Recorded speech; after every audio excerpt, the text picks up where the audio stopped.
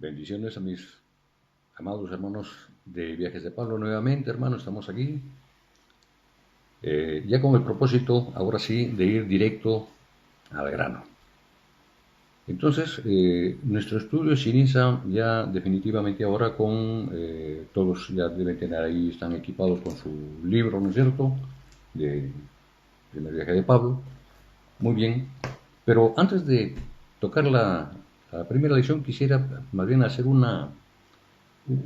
así a vuelo de pájaro, un breve resumen del contenido del libro de los Hechos y sobre todo de hacer ese puente, ¿no es cierto? De hacer ese puente, recuperar esa conexión del capítulo 28, donde hemos estudiado ya el Evangelio de Mateo, ¿no es cierto? Que trata el capítulo 28 la muerte, resurrección y la gran comisión encomendada por nuestro Señor Jesucristo. Muy bien. La continuación, el puente, es precisamente la primera parte del libro de los Hechos. ¿Y qué tenemos en el primer capítulo del libro de los Hechos? Por eso siempre yo quiero hacer una salvedad aquí. Siempre le recomiendo a mis estudiantes, a mis discípulos, hermanos, que se acostumbren a llevar un registro del avance que van haciendo del estudio en el principal libro que es la Biblia.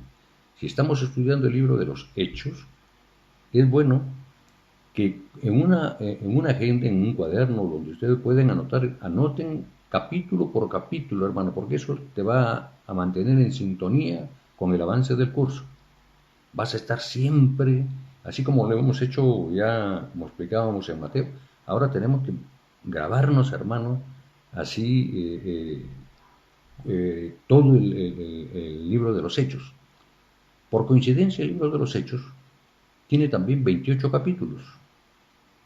Ya no voy a tocar el tema de la estructura de Mateo. Ahora vamos a entrar a analizar la estructura del libro de los Hechos, que se inicia, como repite hace un momento, el primer capítulo 1 con la promesa del Espíritu Santo, ¿no es cierto? El Señor había anunciado que precisamente que recibirían poder del Espíritu Santo, ¿no es cierto? Y cosa que se cumple, porque están allí relatados en la primera parte de este libro de los Hechos. Tenemos temas muy importantes ahí, por ejemplo, como las apariciones. Hay registradas más de 10 hasta 11 apariciones del Señor, resucitado ya, por supuesto.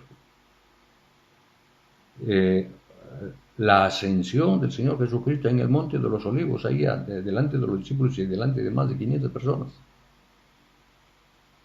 De eso no hay la menor duda, hermanos, porque volvió ahí al trono, a la derecha de Dios Padre.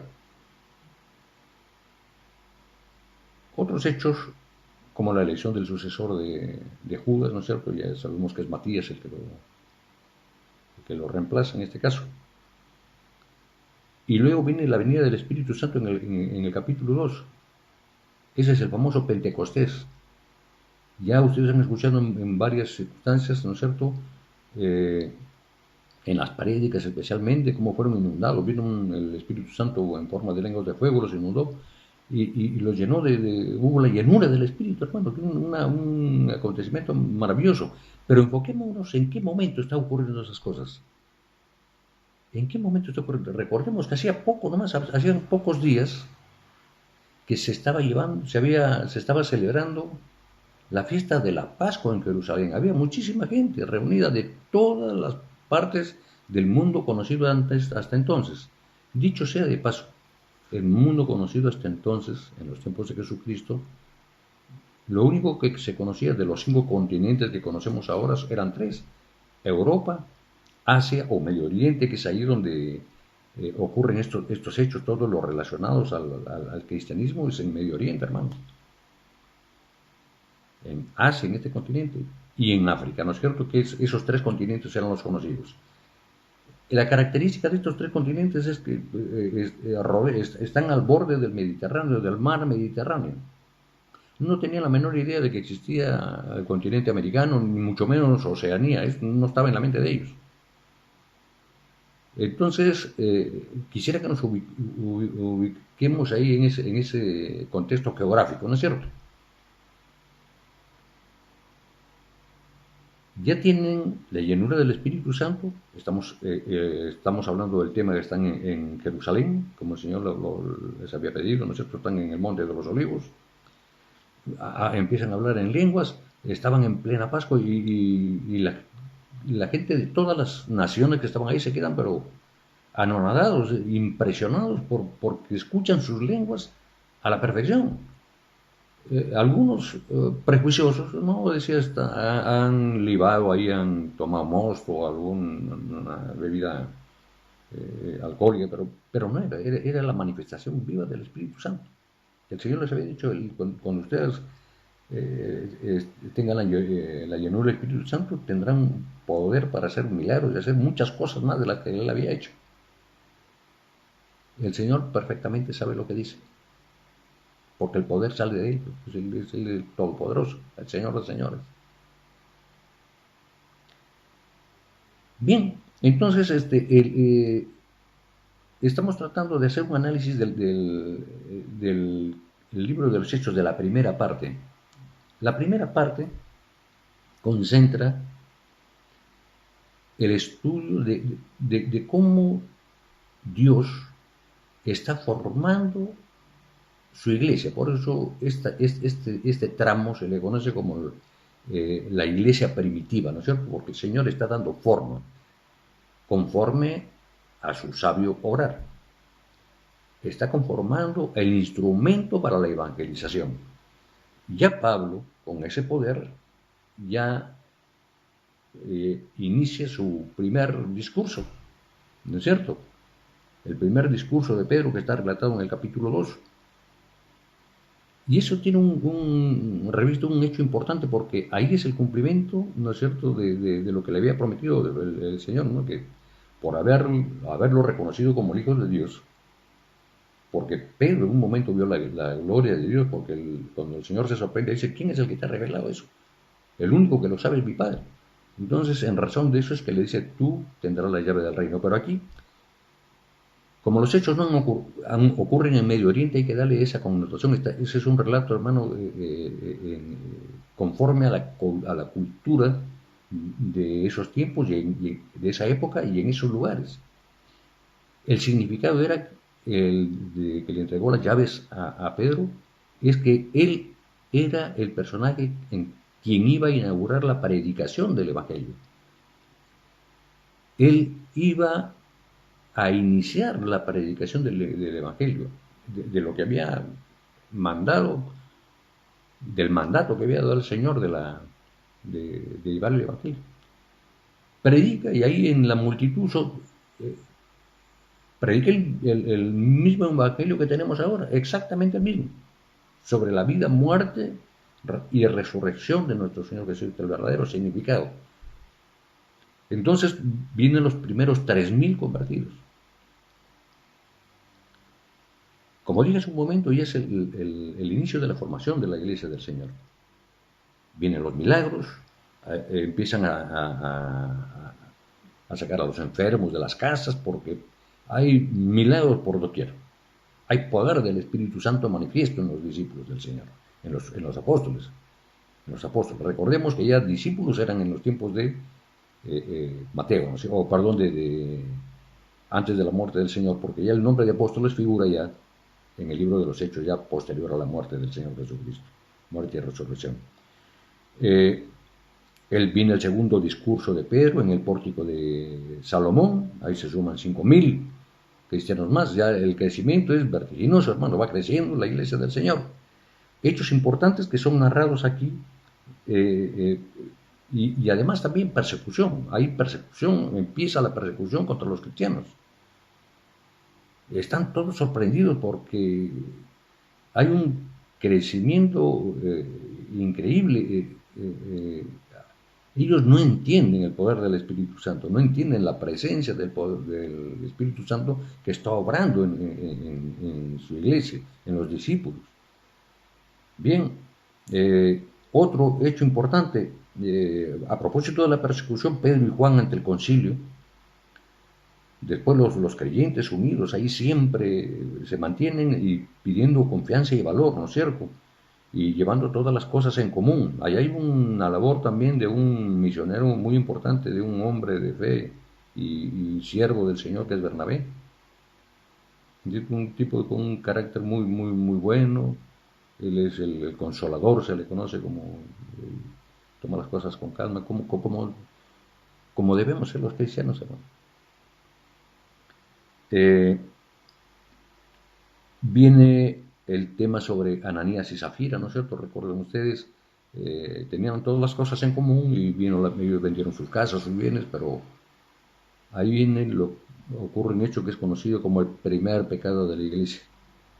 El primer que fue mentirle al Espíritu Santo porque no dieron la debida cuenta del valor de la propiedad y habían confabulado entre el matrimonio, ¿no? Habían declarado algo que no era real. Se habían quedado para ellos mucha parte del bien, del producto de la venta. Bueno, y todos son estos hechos que tienen una importancia especial. Hacían muchas señales y maravillas. Hay un hecho también importante que sí, a vuelo de pájaro habíamos quedado porque los espacios son muy cortos. Viene el tema de un celo de los nuevos creyentes porque decían, bueno, los apóstoles están ahí y están atendiendo las mesas de las viudas, de los huérfanos, de los ancianos, pero le dan cierta preferencia a los judíos y a los griegos, ¿no? Entonces vino un tema, una cierta desazón, pero que causó de alguna manera una seria reflexión entre los apóstoles, porque notaron que realmente estaban ahí y no estaban cumpliendo la gran comisión a la que habían sido enviados por el Señor Jesucristo. Entonces hicieron una convocatoria y se decidió que ellos debían abocarse a la gran comisión y nombraron a delegados que vienen a ser los diáconos, ¿no? Los diáconos. Se nombraron a 7 diáconos. Entre ellos, hermanos, aquí hay unos nombres que debemos memorizarlos y recordarlos porque tienen una importancia grande. Ellos también, siervos del Señor, fieles, entre el primero, por ejemplo, Esteban, hermano. Esteban. Ahí está Felipe. No hay que confundir a Felipe, digamos, el apóstol, y hay Felipe el evangelista. Este evangelista es a quien el Espíritu le dice que vaya ahí porque estaba pasando el eunuco que iba ahí a Etiopía, ¿no es cierto? Él era el ministro de Economía de la reina de Saba. Ya lo hemos escuchado en varias oportunidades esto. Y quería saber, y el Espíritu lo mueve, y están ahí en el territorio de Samaria, y se acerca al carro donde iba este eunuco, porque él venía de adorar a Jerusalén, él tenía cierto conocimiento de la existencia de Jehová. Entonces estaba instruido ahí, pero pudo adquirir el libro de Isaías, iba leyendo, pero no había quien le explicara. Se acerca y le predica el Evangelio, le da la explicación de lo que está leyendo sobre la historia de los patriarcas y el pueblo escogido del Señor, y en especial sobre Jesucristo, la muerte y resurrección de Jesucristo, el Hijo de Dios, y pide ser bautizado. Y el eunuco, según el relato de los hechos, se fue feliz, pero eso tiene un significado importante porque se fue gozoso y claro, recibió, fue bautizado y recibió el Espíritu de parte de Felipe, ¿no es cierto?, del discípulo. Pero los 7 diáconos son aquí Esteban, el primer mártir. Ya sabemos cómo fue la muerte de Esteban, ¿no? Este gran evangelista, ¿no es cierto? Murió y no renunció a su fe. Y eso creo que fue una de las cosas que más lo impresionó a Pablo el perseguidor, porque él asintió. Asentir quiere decir aceptó, tomó las ropas de la gente que estaba apedreando, que estaba lapidándolo a Esteban, pero él se sintió impresionado por cómo empezó él a explicarles desde los tiempos de Abraham y cómo estaban cometiendo, cómo es que ellos son hijos de la promesa y cómo es posible que estén arremetiendo contra ellos. y no renunció a su fe y murió, es el primer mártir de los diáconos. Si recordemos, hagamos un esfuerzo por memorizarlos. Tenemos a Esteban, a Felipe, Pármenas, Prócoro, Timón, eh,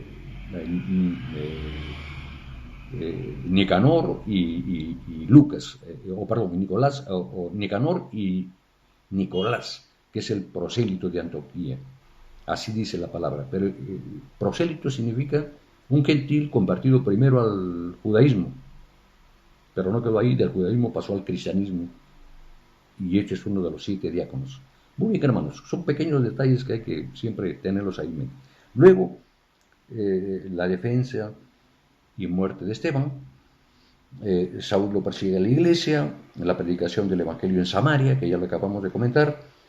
Felipe y el etíope, la conversión de Saulo. En el capítulo 9, la conversión de Saulo. Ahí es donde el Señor se le presenta y cambia el destino de Pablo. Pablo ve la gloria del Señor. Que ese debe ser un momento, hermano, de inexplicable en palabras humanas. Ver la gloria de Dios. Y fue el mismísimo Señor Jesucristo, perdón, en espíritu, quien a partir de ese momento empieza a discipularlo, porque se habla aquí que lo tuvo 3 años entre Damasco y Arabia. Estamos tratando de simplificar la historia, hermano, el tema es extenso, ¿no es cierto? Y después Saulo ya va a su lugar de origen, a Tarso de Cilicia, ¿no es cierto?, que queda en la provincia de Galacia, y se queda ahí durante 10 años, pero está el Señor ahí ministrándole, está discipulándole, hasta que va su amigo Bernabé, lo saca de Tarso de Cilicia y lo lleva allá para que empiece a cooperar en la predicación, en la evangelización de Antioquía de Siria. Es una parte muy importante esta Siria porque ahí se considera que también fue la cuna del cristianismo, ¿no es cierto? Ya se había predicado en Jerusalén, ya habían cristianos ahí, pero el crecimiento explosivo fue ahí en Siria. Fue ahí donde se escuchó por primera vez el nombre de cristianos, los del camino. Cuando leas esta parte de tu libro, hermano, en la Biblia, que está los del camino, es con mayúscula. ¿Por qué razón? Porque son totalmente distintos a todas las filosofías, a todas las creencias, incluido el judaísmo, el fariseísmo, el saduceísmo, los esenios, los herodianos, totalmente distintos a cualquier religión. Los del camino. Nosotros somos los del camino también, porque llevamos el mismo evangelio del Señor. Bien, hermanitos, entonces, esta es la historia y continúa con el crecimiento como el Señor había ordenado, ¿no? Ya salir de Jerusalén, la predicación en toda Judea, en Samaria, ya vemos esto del eunuco que ocurre en Samaria, y bueno, el crecimiento también en Antioquía. Aquí ocurre un hecho importante también, hermanos, que está en el capítulo 12, que es la muerte de Jacobo, el hermano de Juan. Jacobo, aquí hay un hecho importante, dice en el capítulo 12, Jacobo muerto, ¿no es cierto? Pero no es, me refería a este hecho, Jacobo muerto y Pedro encarcelado. Y Pedro es liberado de la cárcel. ¿Por qué? Por la fe, por la oración de los discípulos que están ahí, todos unidos en un solo espíritu, pidiendo que fuese liberado. Y en efecto, fue liberado. Entonces, pasamos hasta el capítulo, aquí en el capítulo 12, ya porque en el capítulo 13 ya empieza recién, ya Pablo transformado, Pablo regenerado, Pablo convertido al cristianismo y Pablo deseoso de la misión que le había encomendado al Señor. Entonces se inicia a partir del capítulo 13 el primer viaje de Pablo. Al capítulo 15. El primer viaje es a la provincia de Galacia. El segundo tramo es del capítulo 16 al 18, ocurre el segundo viaje. El segundo viaje es la predicación de Pablo a las regiones de Macedonia y Acaya. Pablo fue guiado por el Espíritu Santo, él quería ir primero a Éfeso, pero recuerden ustedes, vamos a estudiarlo, que tuvo una visión, el varón macedonio, que le pedía ayudar, y bueno, el Espíritu lo saca de la ruta que tenía Pablo programada y lo guía a Macedonia y Acaya, que son los territorios de Europa. Del capítulo 16 al 18 es el segundo viaje a esa región, que ya vamos a tocar, ahí se levantan pues unas iglesias importantísimas, como Filipos, Tesalónica, Colosas, está más al sur está Atenas y después Corintio en las regiones de Acaya. Tesalónica también, por supuesto. Bueno, y el tercer viaje, que es a partir del capítulo 19 al 21, ¿no es cierto? Que ya ahí sí va directamente a Éfeso, a la provincia de Galacia, que es la que se había propuesto Pablo en el segundo viaje. Del capítulo 22 al 26 viene ya culminado el tercer viaje de Pablo. Él es tomado prisionero, ¿no es cierto? Y del capítulo 22 al 26, él ejerce su defensa, está presentando su defensa ante el concilio, ante las autoridades romanas, y finalmente, bueno, él pide que se reconozca su nacionalidad romana también, ¿no es cierto? Entonces, en el capítulo 27, él es enviado a Roma para pidiendo audiencia al César, y en el capítulo 28 es la predicación de Pablo en Roma. Así a grosso modo, hermanos, así de manera rápida, un análisis de todo lo que ocurre. Pero en nuestro estudio, en el primer libro, es un libro importante, que tenemos que tomarlo con mucho apego, ¿no? Porque va a ser la base para el aprendizaje y el desarrollo de los siguientes dos libros. Es importante porque este primer libro está dividido en dos etapas y es referido ya a la misión, a la gran comisión, a la misión a los gentiles. Está dividido en dos partes, porque cuando hablamos de Antioquía, que es donde ocurre el crecimiento ya de la iglesia, ¿no es cierto?, de la iglesia primitiva, Pablo organiza la predicación, ¿no es cierto?, organiza sus viajes misioneros, pero ahí hay dos etapas, una cuando está en Tarso, que la acabamos de comentar, y la otra que es en Antioquía, cuando él va a ayudar a la misión, ahí a la evangelización. Entonces el libro primero está dividido en dos partes. La primera sección es lo referido a Tarso, que es la tierra de Pablo, y la segunda parte del libro, que es Pablo ya, pero en Antioquía.